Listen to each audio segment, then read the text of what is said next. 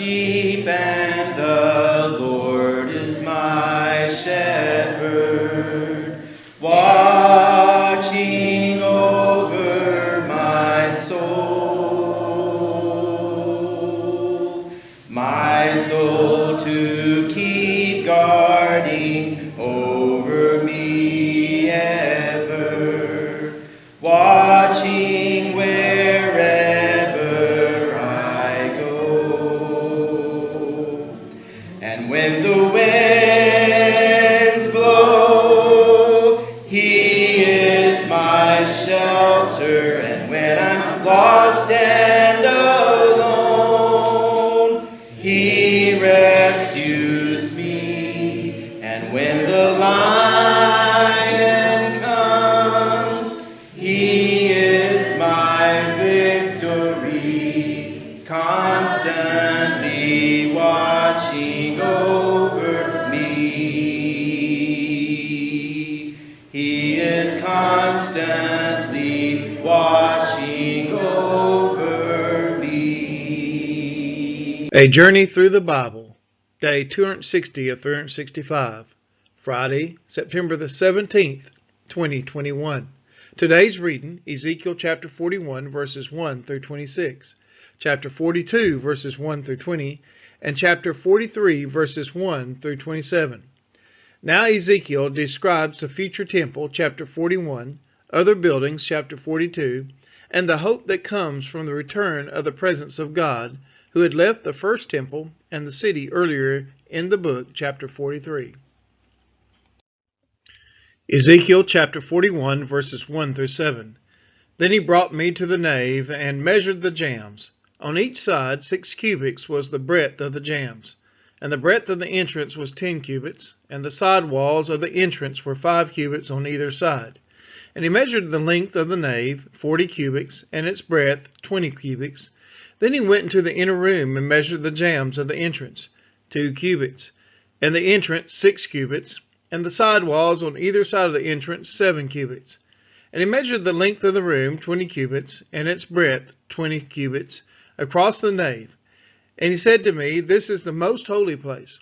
Then he measured the wall of the temple, 6 cubits thick, and the breadth of the side chambers, 4 cubits, all around the temple. And the side chambers were in 3 stories, one over another, 30 in each story. There were offsets all around the wall of the temple to serve as supports for the side chambers, so that they should not be supported by the wall of the temple. And it became broader as it wound upward to the side chambers, because the temple was enclosed upward all around the temple. Thus the temple had a broad area upward, and so one went up from the lowest story to the top story through the middle story. Ezekiel chapter 41, verses 8 through 16. I saw also that the temple had a raised platform all around. The foundations of the side chambers measured a full reed of 6 long cubits. The thickness of the outer wall of the side chambers was 5 cubits. The free space between the side chambers of the temple and the other chambers was a breadth of 20 cubits, all around the temple on every side. And the doors of the side chambers opened on the free space, one door toward the north, and another door toward the south. And the breadth of the free space was 5 cubits all around. The building that was facing the separate yard on the west side was 70 cubits broad, and the wall of the building was 5 cubits thick all around, and its length 90 cubits. Then he measured the temple, 100 cubits long, and the yard and the building with its walls 100 cubits long. Also the breadth of the east front of the temple and the yard 100 cubits.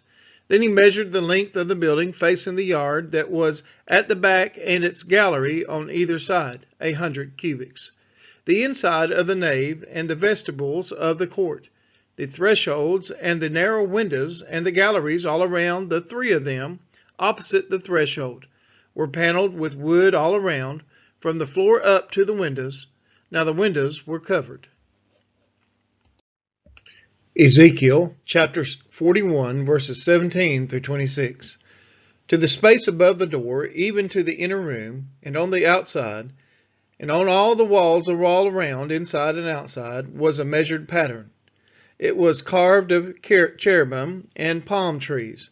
A palm tree between the cherub and cherub. Every cherub had two faces, a human face toward the palm tree on the one side, and the face of a young lion toward the palm tree on the other side. They were carved on the whole temple all around. From the floor to above the door, cherubim and palm trees were carved. Similarly, the wall of the nave. The doorposts of the nave were squared, and in front of the holy place was something resembling an altar of wood, 3 cubits high, 2 cubits long, and 2 cubits broad. Its corners, its base, and its walls were of wood. He said to me, "This is the table that is before the Lord." The nave and the holy place had each a double door. The double doors had 2 leaves apiece, 2 swinging leaves for each door. And on the doors of the nave were carved cherubim and palm trees, such as were carved on the walls. And there was a canopy of wood in front of the vestibule outside. And there were narrow windows and palm trees on either side, on the side walls of the vestibule, the side chambers of the temple, and the canopies. Ezekiel chapter 42, verses 1 through 9. Then he led me out into the outer court, toward the north, and he brought me to the chambers that were opposite the separate yard and opposite the building on the north. The length of the building whose door faced north was 100 cubits, and the breadth 50 cubits. Facing the 20 cubits that belonged to the inner court, and facing the pavement that belonged to the outer court, was gallery against gallery in 3 stories. And before the chambers was a passage inward, 10 cubits wide, and 100 cubits long. And their doors were on the north. Now the upper chambers were narrower, for the galleries took more away from them than from the lower and middle chambers of the building. For they were in the 3 stories, and they had no pillars like the pillars of the outer courts. Thus the upper chambers were set back from the ground more than the lower and the middle ones. And there was a wall outside parallel to the chambers, toward the outer court, opposite the chambers 50 cubits long. For the chambers on the outer court were 50 cubits long, while those opposite the nave were 100 cubits long. Below these chambers was an entrance on the east side, as one enters them from the outer court. Ezekiel chapter 42, verses 10 through 16. In the thickness of the wall of the court, on the south also, opposite the yard and opposite the building, there were chambers, with a passage in front of them. They were similar to the chambers on the north, of the same length and breadth, with the same exits and arrangements and doors, as were the entrances of the chambers on the south. There was an entrance at the beginning of the passage before the corresponding wall on the east, as one enters them. Then he said to me, "The north chambers and the south chambers opposite the yard are the holy chambers, where the priests who approach the Lord shall eat the most holy offerings. There they shall put the most holy offerings, the grain offering, the sin offering, and the guilt offering, for the place is holy. When the priests enter the holy place, they shall not go out of it into the outer court, without laying there the garments in which they minister, for these are holy. They shall put on other garments before they go near to that which is for the people." Now when he had finished measuring the interior of the temple area, he led me out by the gate that faced east, and measured the temple area all around. He measured the east side with the measuring reed, 500 cubits by the measuring reed all around. Ezekiel chapter 42, verses 17 through 20. He measured the north side, 500 cubits by the measuring reed all around. He measured the south side, 500 cubits by the measuring reed. Then he turned to the west side and measured, 500 cubits by the measuring reed. He measured it on the 4 sides. It had a wall around it, 500 cubits long and 500 cubits broad, to make a separation between the holy and the common. Ezekiel chapter 43, verses 1 through 5. Then he led me to the gate facing east. And behold, the glory of God, the God of Israel, was coming from the east. And the sound of his coming was like the sound of many waters. And the earth shone with his glory. And the vision I saw was just like the vision that I had seen when he came to destroy the city, and just like the vision that I had seen by the Kibar Canal. And I fell on my face. As the glory of the Lord entered the temple by the gate facing east, the Spirit lifted me up and brought me into the inner court. And behold, the glory of the Lord filled the temple. Ezekiel chapter 43, verses 6 through 11. While the man was standing beside me, I heard one speaking to me out of the temple. And he said to me, Son of man, this is the place of my throne, and the place of the soles of my feet, where I will dwell in the midst of the people of Israel forever. And the house of Israel shall no more defile my holy name, neither they nor their kings, by their whoring, and by the dead bodies of their kings at their high places, by setting their threshold by my threshold, and their doorposts beside my doorposts, with only a wall between me and them.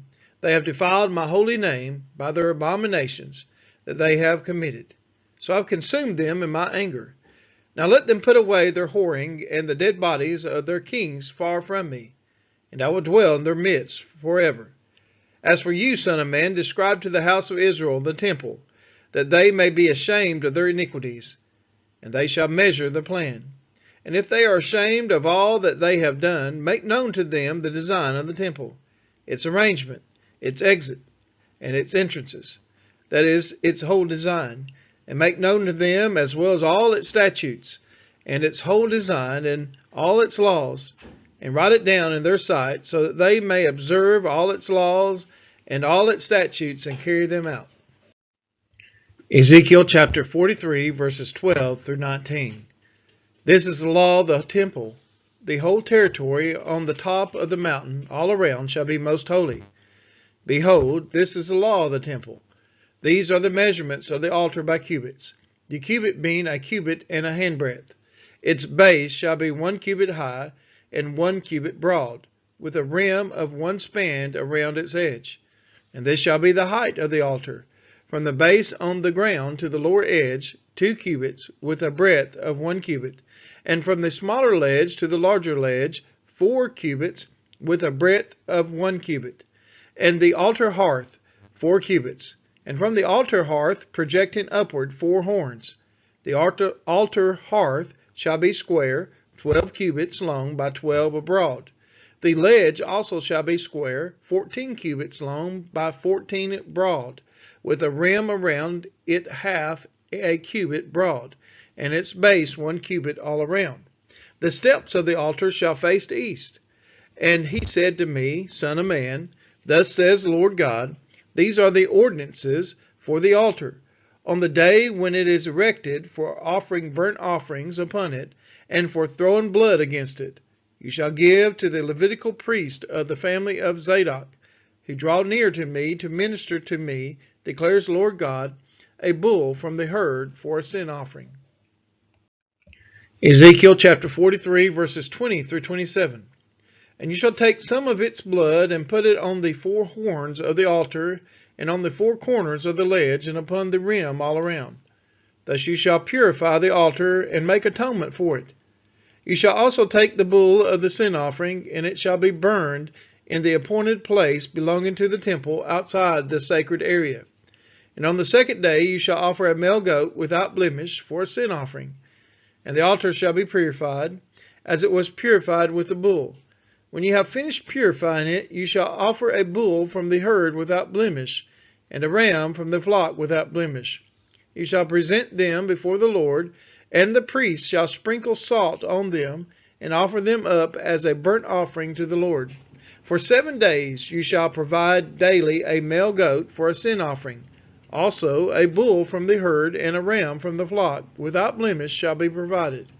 7 days shall they make atonement for the altar, and cleanse it, and so consecrate it. And when they have completed these days, then from the 8th day onward the priest shall offer on the altar your burnt offerings and your peace offerings, and I will accept you, declares the Lord God. We are his children, and he is our Father, watching over our soul. Great is his love for his sons and his daughters, watching you.